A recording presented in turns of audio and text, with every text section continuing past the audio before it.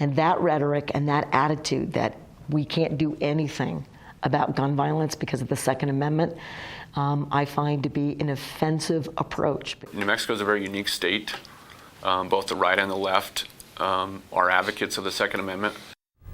Well, guns are just one of the topics scheduled to come up during the legislative session.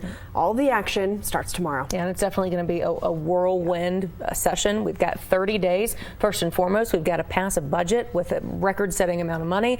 And then, of course, whatever else the governor puts on the agenda.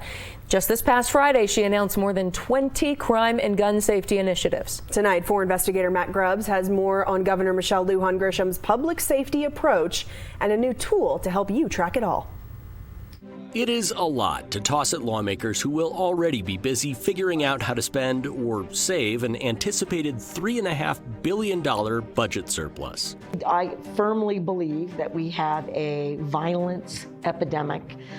Guns are at the heart of that in this country, and certainly it's playing out every day on the streets of Albuquerque and the rest of New Mexico, and it has to be addressed. Michelle Lujan Grisham says it's time to update the price criminals must pay. I do think that we aren't really modernizing and doing the right criminal penalties often enough to make sure that really bad actors are being held accountable in a meaningful way. The governor, who controls the agenda for this 30-day session, wants a balance between accountability and longer-term crime solutions like education and mental health care. It has to be both.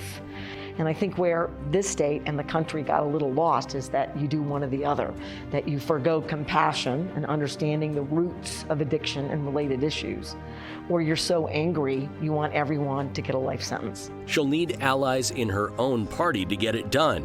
In a Friday press conference so packed it barely had room for the press, one noticeable absence was Senator Joe Cervantes, one of a group of lawmakers who have deep concerns about a plan to keep some people accused of violent crimes in jail before conviction. So you had a heart-to-heart with him on pretrial detention? I have. I will keep doing that. I don't have him on pretrial detention today, but I have him closer on any number of bills. That detail means a lot to people who follow Roundhouse action closely, but we get it. Thousands of New Mexicans are interested, but can't devote their time to tracking hours-long committee hearings or even floor debates.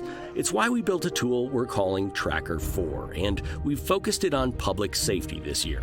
At KOB.com/Tracker4, you can find right now a rundown of key public safety bills that passed and died in last year's session. We have links to vote records, video that takes you right to the moment of key debates, all kinds of useful stuff in a few quick, easy-to-read paragraphs.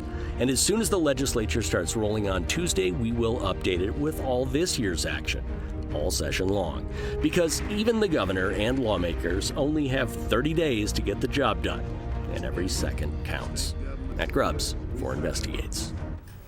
So Democrats control the governor's office, the House, the Senate, all at our Roundhouse.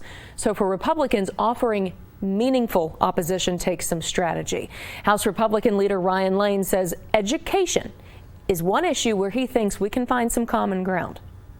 We like to talk about crime and CYFD and how do we diversify our economy, all of those things, and those are good discussions.